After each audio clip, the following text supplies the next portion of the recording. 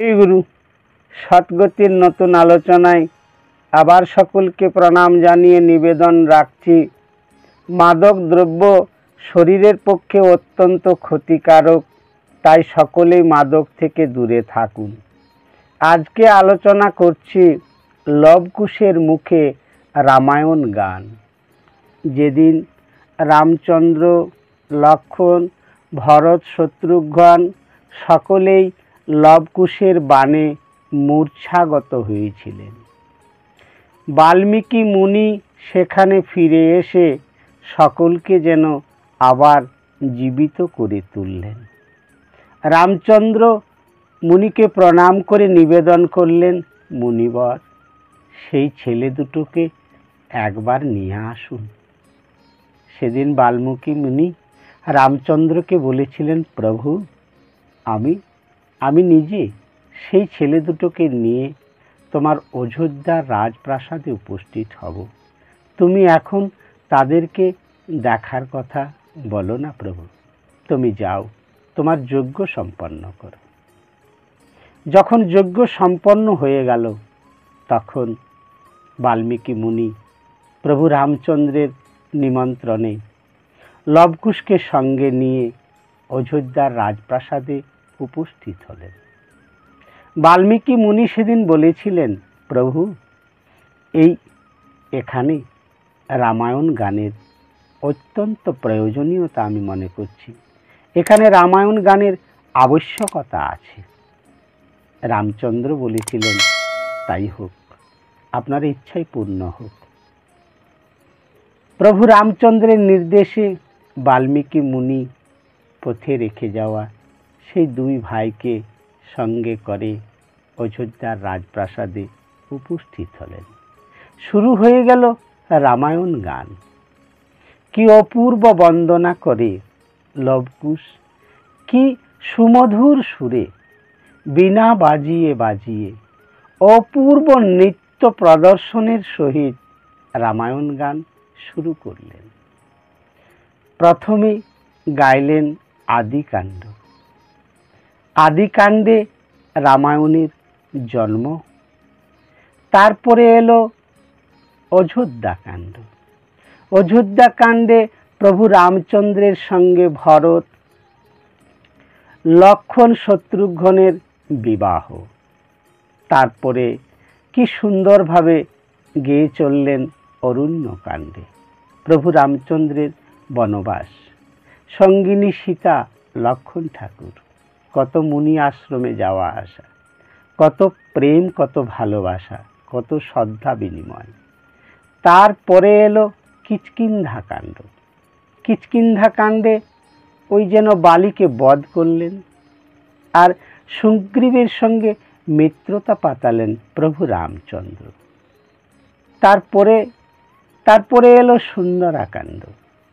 সেখানে সমুদ্র বন্ধন করে সমস্ত বানর সৈন্যদল নিয়ে প্রভু রামচন্দ্র যেন ওই সীতাকে উদ্ধারের জন্য প্রবেশ করলেন লঙ্কায়। শুরু হয়ে গেল লঙ্কাকাণ্ড। লঙ্কাকাণ্ডে রাবণ বধ। আরও অসংখ্য বীর গতিপ্রাপ্ত হলো সেখানে রাক্ষসগণেরা। তারপরে অবশেষে কি সুন্দরভাবে গাইলেন সেই লবকুশ উত্তরকাণ্ড। এইভাবে সপ্তকাণ্ড রামায়ণ গেয়ে সমাপ্ত করলেন, বিশ্রাম দিলেন এবং সমস্ত অযোধ্যাবাসীকে, মুনি সমাজকে আবির্ভূত করে দিলেন। হে ভক্ত সমাজ, হে মানবকুল, হে আমার ভক্তিমতী মায়েরা, লবকুশের মুখে রামায়ণ গান, এ থেকে কি শিক্ষা নেবেন? দেখুন, লবকুশ ছিলেন বাল্মীকি মুনির দুই শিষ্য। এই গুরুদেবের মানকে বাড়ানোর জন্য, গুরুদেবের সম্মানকে জগতে প্রতিষ্ঠা করার জন্য, গুরুদেবের কাছ থেকে ওনারা যে দুটি বিষয় শিক্ষা গ্রহণ করেছিলেন, একে হচ্ছে অস্ত্রবিদ্যা আর দুয়ে হচ্ছে সঙ্গীত বিদ্যা। অস্ত্রবিদ্যা কত চরম, কত সুন্দর, কত নিপুণভাবে শিখেছিলেন, তা রামচন্দ্রের সঙ্গে যুদ্ধ, ভরত, লক্ষ্মণ, শত্রুঘ্নের সঙ্গে সংগ্রাম প্রমাণ করে দিয়েছেন লবকুশ।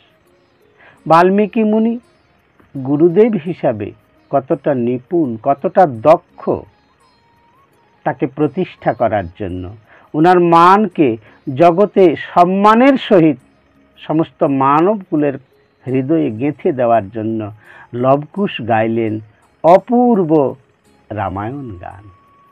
এই রামায়ণ গানের মধ্য দিয়ে প্রভু রামচন্দ্রকে উনি কত যেন লাঞ্ছনা, কত ভৎসনা, কত গঞ্জনা করলেন, কিন্তু তবু ভগবানের লীলা দেখুন ভক্তের মুখে, উনি শুনতে কত ভালোবাসেন। প্রভু শ্রীমুখে বলেছেন, ভক্ত আমার মাতা পিতা, ভক্ত আমার গুরু, ভক্ত আমার নাম রেখেছেন বাঞ্ছা কল্পতরু।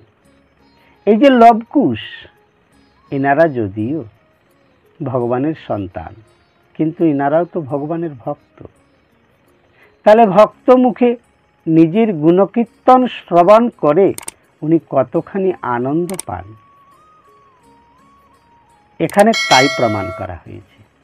দেখুন লবকুশ এমনভাবে সেখানে রামায়ণ গান গেয়েছিলেন, তাতে সকলে যেন আবির্ভূত হয়ে গিয়েছিলেন, সকলে যেন একেবারে তন্ময়াচ্ছন্ন হয়ে গিয়েছিলেন। প্রভু রামচন্দ্র জড়িয়ে ধরে তাদেরকে চুম্বন দিয়ে আশীর্বাদ করেছিলেন। হে ভক্ত সমাজ, আজকে এই পর্যন্ত রইল। আগামী আলোচনায় আবার দেখা হবে। ততক্ষণে সকলেই সুখে থাকুন, শান্তিতে থাকুন, আনন্দে থাকুন, সদ্গতির সঙ্গে থাকুন। নমস্কার।